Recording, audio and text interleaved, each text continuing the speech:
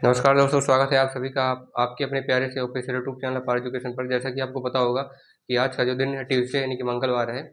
ठीक है, यानी कि आज का जो डेट है हमारा वो है 26 अगस्त, दिन मंगलवार। तो आज के दिन हम आपके सामने बेसिक करंट अफेयर्स में एक फ्रेश अपडेट आपके सामने लेकर के आए हैं, जिसमें हाल ही फिलहाल की चल रही घटनाओं, दूरसंचार, शिक्षा, स्वास्थ्य, समसामयिकी, दैनिक समसामयिकी यानी जिसमें हमारा कृषि विभाग, जल विभाग है ना, और भी सारे घटनाएं शामिल हैं जो साइंस एंड टेक्नोलॉजी से भी जो फील्ड रिलेटेड है, पढ़ाई से लेकर के पूरा पूरा आपका खेती करने तक का, और उसके आगे भी जो घटनाएं हो रही हैं उन पे आज हम चर्चा करने वाले हैं। देखिएगा, एकदम फ्रेश अपडेट आपके सामने है।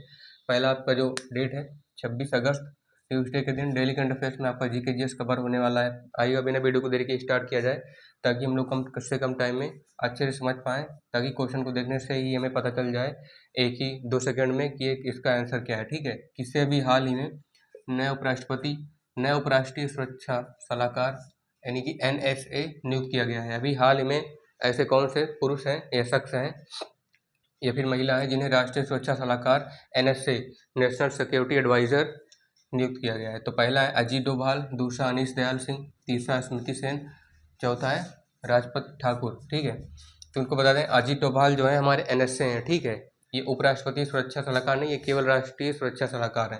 तो ये उपराष्ट्रीय सुरक्षा सलाहकार से सीनियर हो जाएंगे, तो ये नहीं होंगे।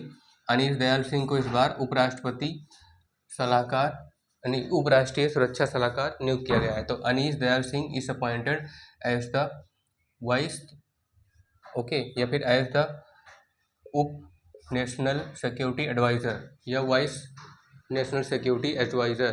ठीक है, रिसेंटली अभी हाल ही में उन्हें नियुक्त किया गया है। उसके बाद दूसरा क्वेश्चन है ब्रिज टाउन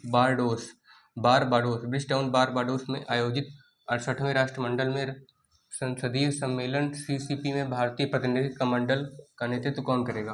यानी कि who will lead the Indian candidate zone या who will lead the Indian member zone in CCP of 68th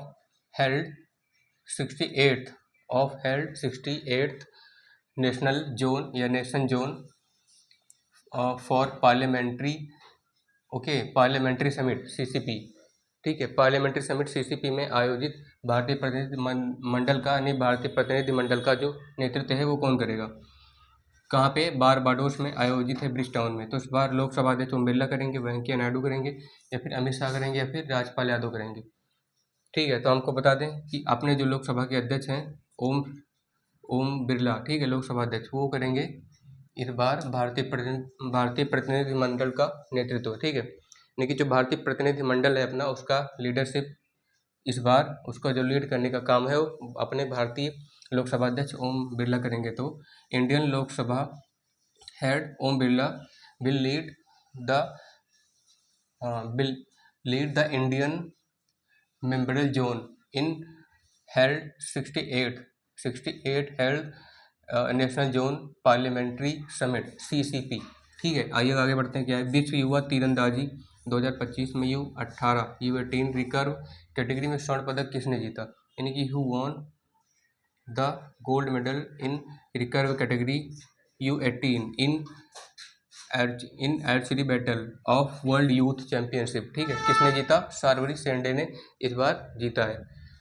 तो ये सही हो जाएगा, मतलब ये ऑप्शन में नहीं है, फिर भी जो है हमने इसको एक ही नाम लिया क्योंकि इसमें पूरे वर्ल्ड लेवल पे बात हो रही थी। तो वर्ल्ड लेवल पे केवल एक ही लोगों ने जीता है, तो ऑप्शन में ढूंढना मुश्किल है कि ऐसे कौन से खिलाड़ी हैं। ठीक है, इनके साथ में तो शार्वरी सेंडे ने इस बार विश्व युवा तीरंदाजी 2025 में U18 रिकर्व कैटेगरी में अपना स्वर्ण पदक क्या है? जीता है। आइए आगे बढ़ते हैं। क्या किस ग्रह को भोर का तारा कहा जाता है? यानी कि which planet is called the star of morning या मॉर्निंग स्टार? भोर का मतलब आपको पता होगा सुबह का तारा।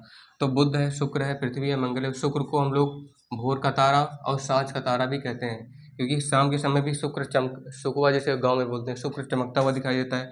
और सुबह के टाइम में भी 4-5 बजे आप उठकर देखिए जो है उत्तर पश्चिम में। ठीक है, तो ये लगभग क्या होता है, मतलब दक्षिण पश्चिम में या उत्तर पश्चिम में ऐसे करके शुक्र चमकता हुआ दिखाई देता है, शाम को भी और जो है सुबह भी। सौरमंडल का सबसे छोटा उपग्रह कौन सा है? यानी कि which is the smallest satellite of our solar system? तो चंद्रमा है, गैनीमेडे है, डीमोस है, फिर इनमें से कोई नहीं। आपको बता दें, चंद्रमा पृथ्वी का एकमात्र उपग्रह है, गैनीमेडे नहीं। सबसे छोटा उपग्रह जो है वो है डीमोस। जो कि किसका है, बृहस्पति का है। गैनीमेडे इसके बाद आता है, ठीक है। तो Deimos is the smallest planet of our solar system. और सबसे लास्ट वाला क्वेश्चन जो कि हमारा हिस्ट्री से लिया गया है, चंद्रगुप्त ने अपने जीवन के अंतिम दिनों में किस धर्म को अपनाया, यानी कि विच रिलीजन वाज कंस्ट्रक्ट या बना, मतलब अपनाने की बात हो रही है, तो विच religion God by Chandragupta Maurya by the last day of his life, है ना। अपने जीवन के अंतिम दिनों में उन्होंने किस धर्म को अपनाया, तो बौद्ध धर्म है, जैन धर्म, सिख धर्म और सनातन धर्म। तो अपने आपको बता दें कि जैन धर्म को चंद्रगुप्त मौर्य ने अपने जीवन के अंतिम दिनों में अपनाया था, ठीक है, जो कि वर्धमान महावीर से संबंधित है।